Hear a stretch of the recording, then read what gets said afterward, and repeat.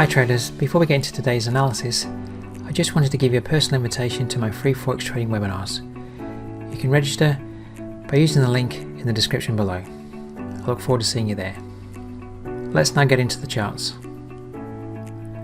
Now last week the Aussie yen moved above 90.15 daily resistance, retested 90.51 monthly resistance and then failed in that area on Friday. So are we now feeling at the top of the range to move back down to support? We could see a retest of 90.15, but I'm expecting that we are going to be moving down towards daily support 87.58, and the lower level of support is down here at 87.01, which is monthly support. So have we failed at the 90.15 to 90.51 daily monthly resistance area for a move down the range next week? Alright traders, on to the Aussie dollar. I've just drawn in the broad range, the larger range that price is in, but it's really consolidatory. So finished very negative on Friday. Are we going to break daily support at the start of the week? 66.81 to move back down to retest 66.29 weekly support. Can that level break, or will it hold as support once more for a move back up the range? Alright traders, on to the Euro Yen. Now still holding the uptrend. We did have a bit of a heavy sell off Friday, even though we finished positive by the end of the day, because we got back below weekly support at one point.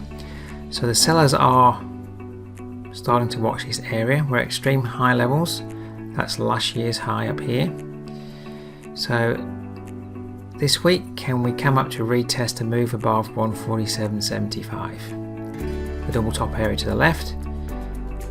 And can we come up to challenge the monthly high at 148.39? Don't be surprised if the sellers come in at this level once more to show a reversal.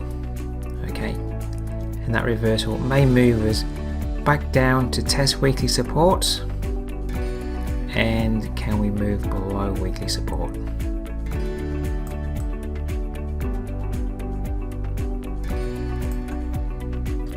Alright, moving on to Euro dollar. Now it is still holding an uptrend here, just put in another bottom. We don't have a lower top yet formed on this pair, so even though we failed up here at 110.33, the weekly resistance level, still holding the uptrend just, but for most of last week we were holding at 109.73 here. So are we able to next week move above that level to come up and retest 110.33, or are we simply holding here for a move back down the range? It's rather consolidatory. Buyers and sellers are fighting out. Will 109.73 continue to hold, or can we come up to further challenge 110.33? Yes, we could move above that level, but potentially we could fail there for a lower top to form as well. So rather consolidatory. There's definitely a battle there between the buyers and the sellers. Alright, moving on to the pound yen. Now we did manage to actually break above 166.00 last week and continue the advance. We actually though did trade back below it on Friday, so a few week long positions up in this area. Can the uptrend hold?